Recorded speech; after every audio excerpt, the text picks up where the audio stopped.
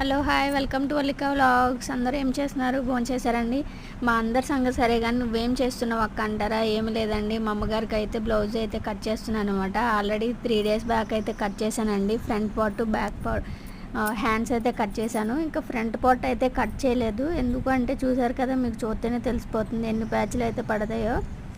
Cloth అయితే సరిపోలేదండి, metre కంటే చాలా చాలా తక్కువ అనమాట. ఇంక సర్లే తర్వాత చూద్దాం ఊరెళ్ళి వచ్చాకని చెప్పి ఇంక ఈరోజు ఎలా అయితే కుడదాము, ఎలాగో లైనింగ్ బ్లౌజే కదా అని చెప్పి కట్ చేస్తున్నాను అనమాట. ఇదిగోండి హ్యాండ్స్ అయితే కొంచెం పెద్దగా అయితే పెట్టాను, కొంచెం పొడవు పెట్టమన్నారని. కొంచెం హ్యాండ్స్ కురసగా ఉంటే సరిపోయేది, కానీ కొంచెం హ్యాండ్స్ పొడవు పెట్టడం వల్ల క్లాత్ అనేది ఫ్రంట్ పార్ట్కి సరిపోలేదండి.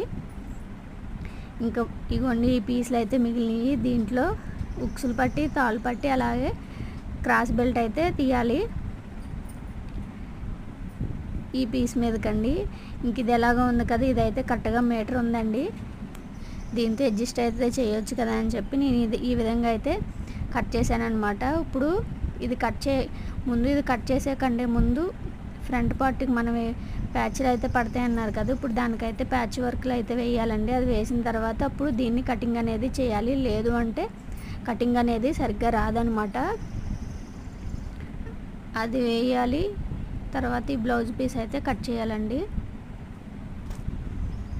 కానీ ఏంటో ఎలా కట్ చేస్తానో ఎలా కుడతానో ఏంటనేది కొంచెం కంగారుగా ఉంది. కానీ మా అమ్మదే కాబట్టి పర్వాలేదనమాట. అదే బయట వాళ్ళదైతే మనం కటింగ్ చేసి కుట్టాలంటే అవ్వదు.